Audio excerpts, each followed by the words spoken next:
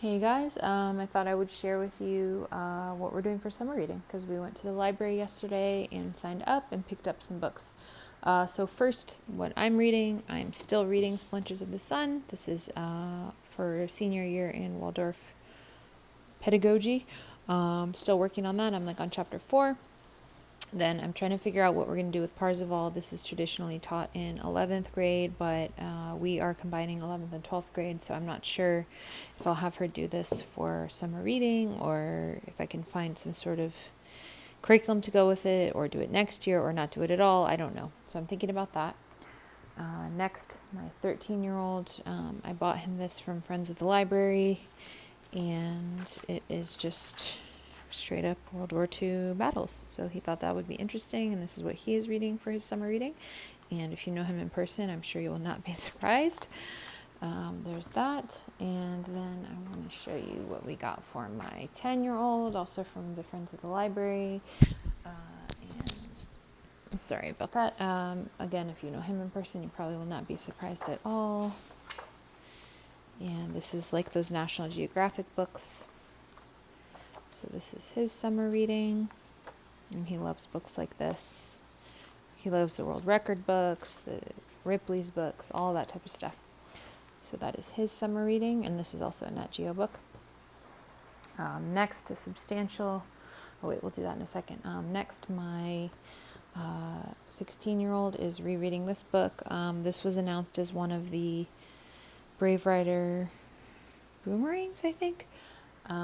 And she had read this last year, but after hearing, she watched the announcement with me. After hearing that, she wanted to reread it, so she checked that out from the library. And I usually do a big summer reading thing for my high schoolers, but this year they're both taking math through Mr. D, and my 16-year-old is also taking a college government class, so I won't be doing the usual summer reading list that I do. I did hand a summer reading list to my almost 15-year-old, and so she has picked up some books from that, or just that she wanted and may get others, but she likes to read more. So anyway, this is my 16-year-old, rising 11th/12th grader, I guess rising senior. She'll be graduating in the spring. Next are the books that my almost 15-year-old got. So she just finished 9th grade couple months early with the online charter school and is now working through the Sabbath Mood Science and the Beautiful Feet Medieval History and Literature, and has also now started her math class. So she is a Stephen King fan. If you've been following my channel for a while, you probably already know that, or if you know us in person.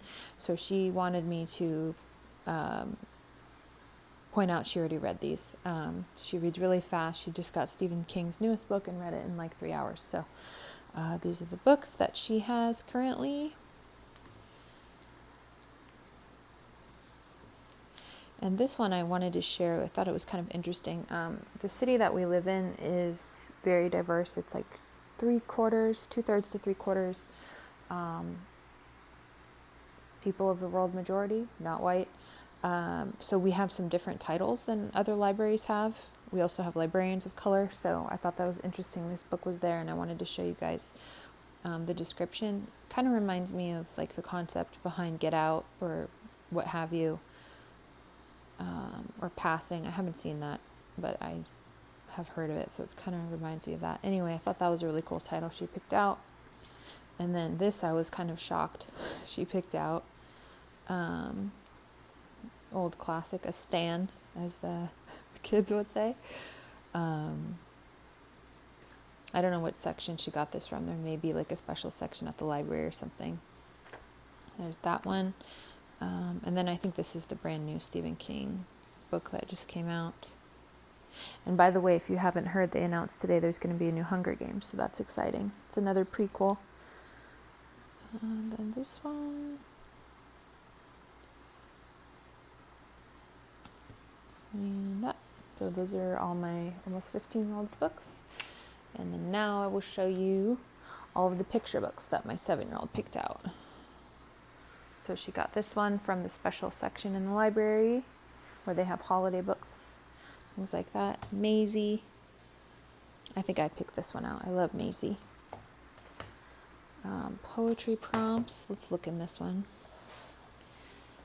She picked this one out, I think, from the new section. So this is kind of interesting. I think she just picks them based on the pictures. I don't know if she knew this was a poetry book. It's kind of interesting. That's that one. This book, I checked this out a couple of times. It's a nice little nature story.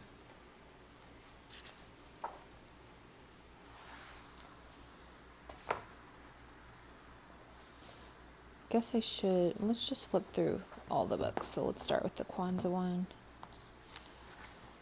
And this is a reader.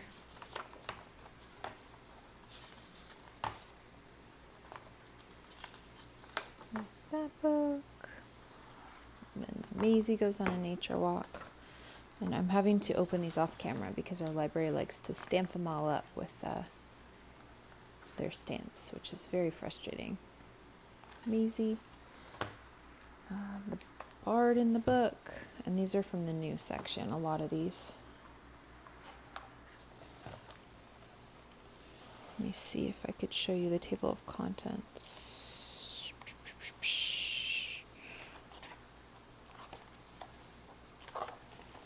This is the table of contents for this one.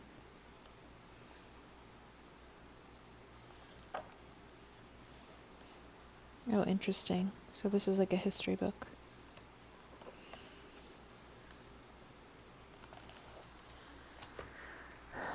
This book I checked out. This is one of the Moving Beyond the Page books, and if you follow me on Instagram, you'll know our charter made us turn every single book back. So I really liked this one. It's got poems about the months, and it's a cute book.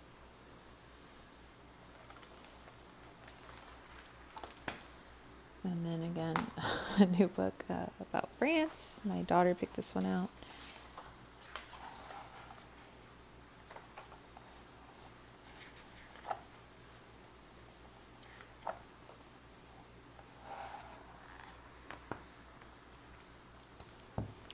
I Heard an American Journey. Let's see if I can find the table of contents in here. No, it's just...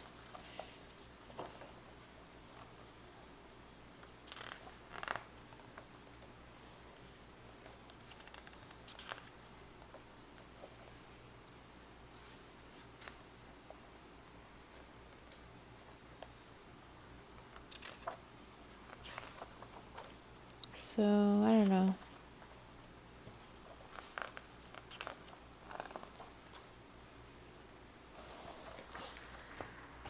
Then, so I usually try to not get books that focus on like these negative themes, and instead get books that are just about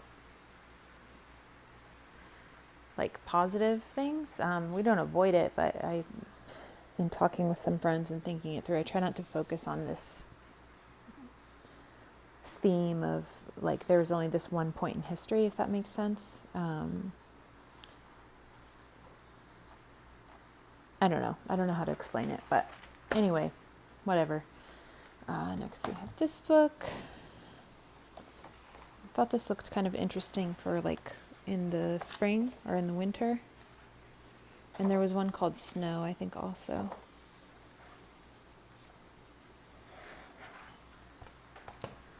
Then I found this one for her. She is obsessed with unicorns, and I actually got her a book about unicorns, like purchased it from the library store, but then we couldn't find it for this video. So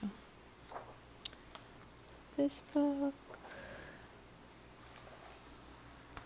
And then this is a cute series. We have how do you celebrate Shabbat, Hanukkah, stuff like that, with the dinosaurs.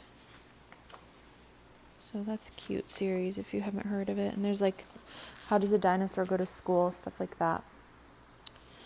This book, oh, this is about national parks. I actually didn't know what it was about when I got it. I just thought it was a cute nature book.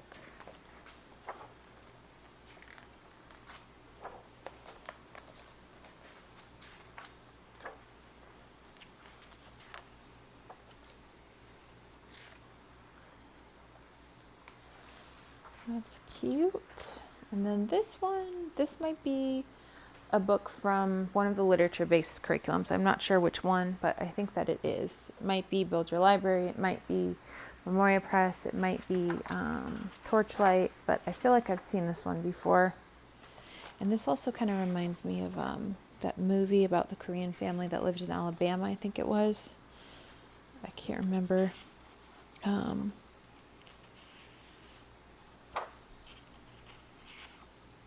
But they were going to grow Korean vegetables. Do you know what I'm talking about? Minari, is that what it's called? This kind of reminds me of it.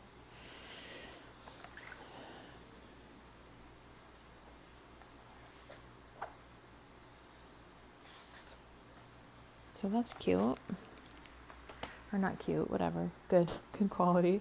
And then this was just the only book actually that was left under Mo Willems, who's the author of the Pigeon and Piggy and Gerald books. And so it's just funny. We just got it because it's a pigeon book. It's obviously a Christmas theme, so that's kind of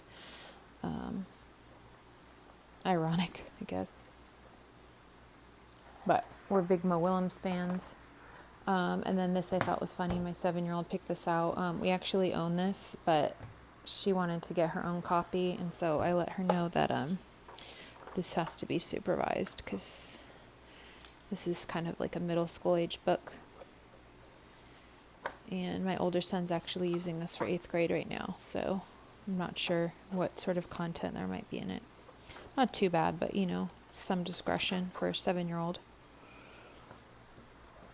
And there's a lot of reference books at the library if you ever need them for curriculum. Like you don't want to purchase these different books, you can check them out. Our library also has teacher cards, so I can check books out for double the time. The downside is I can't renew them, but I get them for twice as long, and I may get more items, I'm not sure, but I did sign up for an educator card.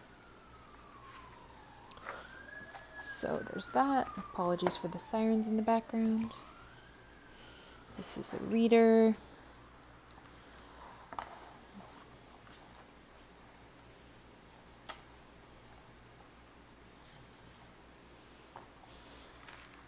And the last one, this is one of my favorite kind of secrets to share, is that Oscar Wilde wrote a series of fairy tales, and so this one is about the Selfish Giant. We have done the audiobooks of these before. The title page. And it's a sweet story. I think you'll have to look it up and see what the allegory is or whatever, but there's a couple different ones, and this is one of the more well-known ones. And that is the last picture book that we have. So those are the books that we will be doing for summer reading. Feel free to share if you guys are doing summer reading with your library. I know there's a couple of different programs you can do, like winning free pizza and stuff like that, or a free book from Barnes & Noble. But yeah, let me know in the comments below if you're doing summer reading and what you thought of the books we got. Thanks for watching.